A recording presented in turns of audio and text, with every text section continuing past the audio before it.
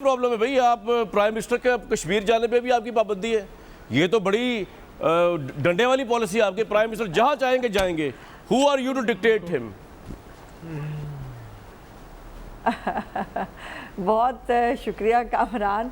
हाँ, हम बिल्कुल डिक्टेट नहीं कर रहे, और डिक्टेटर एक ही है इस मुल्क में जिसका नाम इमरान खान है, और ना उनको किसी ने रोका है। मरीम साहिबा ने पूछा है कि क्या आटा चोरी करने आ रहे हो, चीनी चोरी करने आ रहे हो, करने क्या आ रहे हो? ज़ाहिर है आटा चोर हैं वो, चीनी चोर हैं वो, और इस मुल्क की अद्वियात उन्होंने खा ली हैं। जो है इस पेट्रोल के अंदर जो है उन्होंने अरबों रुपए अपनी ATMs के साथ मिलके कमाया है, तो वो चोर तो हैं।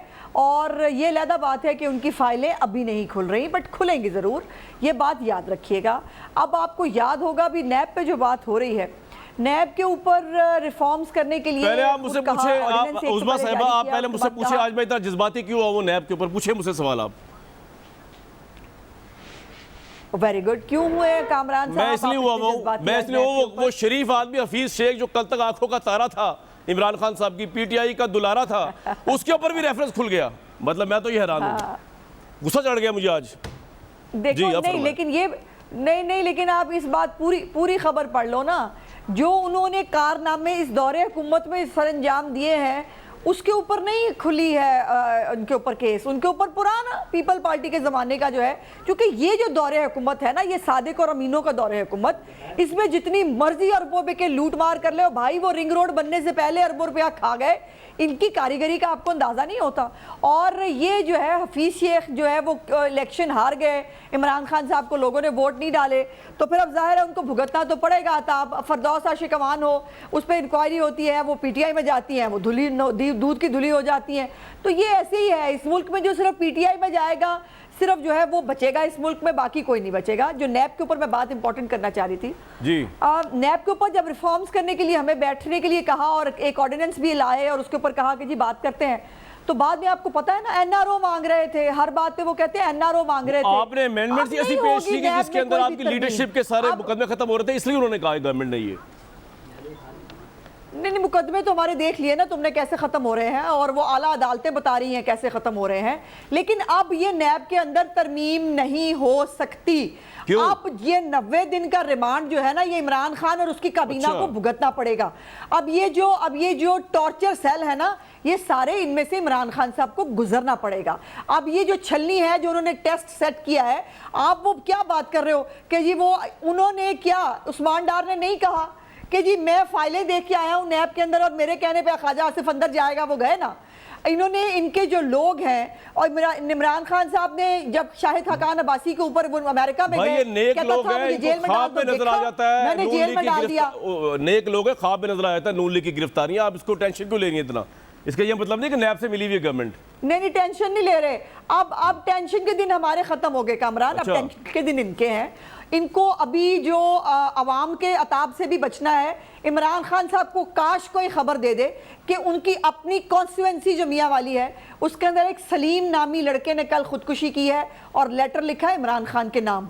और ये जो इस वक्त बहुत तरक्की हो रही है ना पाकिस्तान में, ये उन गरीबों के जख्मों पे नमक छिड़कने की बराबर है कि जो आप मुझे ये बताइए, चीनी आज भी 110 रुपए किलो है। हाँ, आपको याद है, आप और मैं आप ही के शो में शहबाज गिल ने मुझे कहा था कि देख लेना आगे इमरान खान खड़ा है, 70 रुपए पे चीनी ला के रहेगा। मुझे बताएं कहाँ है चीनी? ये तो एक मजाक की था, आप सही कह रही हैं, लेकिन आज ये अब इन्होंने दोबारा से बिल्कुल ठीक, बिल्कुल चीनी के ऊपर दोबारा भी आपके पास आऊंगा। और मजे की बात ये, जो डकैत है सबसे बड़ा, वो सबसे बड़ा मुअज़्ज़ज़ है। अब जहांगीर तरीन की गिरफ्तारी की जरूरत भी नहीं है और जहांगीर तरीन को किसी ने हाथ भी नहीं लगाना। ठीक है जी, पॉइंट आ गया। शहरा रजा साहबा बहुत वार्म वेलकम। नैब के ऊपर आज जज्बाती में इसलिए भी होगा कि आपकी भी सुलह पेशी होगी नैब पे। चले वो तो मुझे नहीं पता वो क्यों हुई, लेकिन आज चौधरी फवाद ने बड़ी इंटरेस्टिंग बात की है। उन्होंने कहा जी आसिफ जरदारी साहब तो उन्होंने कहा, मैं कह रहा हूँ कि जाली अकाउंट्स केस में अब तक नैब 33 अरब रुपया वसूल कर चुकी है और ये तकरीबन $200 मिलियन बनते हैं। असल मुकदमा 5000 अरब रुपए के लगभग है। इस वसूली से आप अंदाजा लगाएं इस मुल्क में करप्शन क्या क्या सता रही है, हुक्मरानों ने सिंध और पाकिस्तान को कैसे लूटा। शैला साहब आप तो शरीफ ही लगती है, लेकिन आपकी तो पता नहीं पेशी क्यों हो गई, मुझे दुख है बड़ा। ये क्या मामला है जरदारी साहब का? जी अच्छा, पहले ये कि फवाद जब बैठ के बातें कर रहे होते हैं ना टीवी पे, तो बस आप उनको देख के हंस सकते हैं और सुनने के बाद तो फिर उसमें हंसने के अलावा कुछ रह नहीं जाता। और अगर जरदारी साहब के पास से ये सब इन्होंने बरामद कर लिया है तो रेफरेंस दायर करके बाकायदा आप ये सबूत अदालत में पेश करें कि गिल्टी हैं। अब उनका नाम अलीमा बाजी तो नहीं है कि बाहरों बाहर उनसे पैसे लेके आप उन्हें छोड़ देंगे। भाई वो MNA सही सदर रह चुके हैं पाकिस्तान के, आप उन पे फाइल करें, ले जाएं अदालत में कि ये शख्स ने से नैब ने वसूल लिया है। तो एक तो ये बात है, फवाद बेचारा क्या करे। अच्छा, दूसरी बात ये है कि जहाँ तक मेरी बात है, मेरा ज़रूर आज एक कॉल अप नोटिस था कि NICVD जो है, जब उसका जो लॉ है उसके तहत जो गवर्निंग बॉडी थी, मैं उसकी मेंबर थी, वन ऑफ मेंबर, तो मैंने मिनट्स ऑफ द मीटिंग पे साइन क्यों नहीं किए? अच्छा, इसलिए नहीं, एक हफ्ता मुझे बिजी रखा। अच्छा। मकसद पूरा हो गया। अब वो साइन, लेकिन शेरा साहब आप एक सवाल का जवाब दें, क्या ये कहना कि इस मुल्क के अंदर ब्यूरोक्रेसी और बिजनेस डैमेज हुई है इस एहतसाब के पूरे चक्कर की वजह से, ये बात गलत है, एग्जैजरेटिव है, ये क्या है आपके नज़दीक? What's your take on it?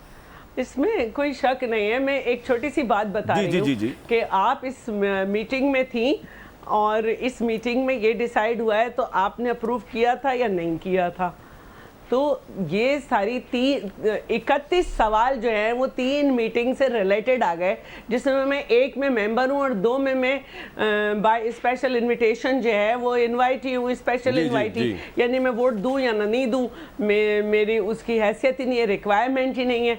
तो जिसमें मैं मेंबर हूँ, जो मुझे मिनट्स दिए गए हैं, उसमें किसी शख्स के ऊपर इंक्वायरी है कि उसको आपने कहीं वहाँ पे NICVD में रखा है, उस शख्स का मिनट में नाम नहीं है।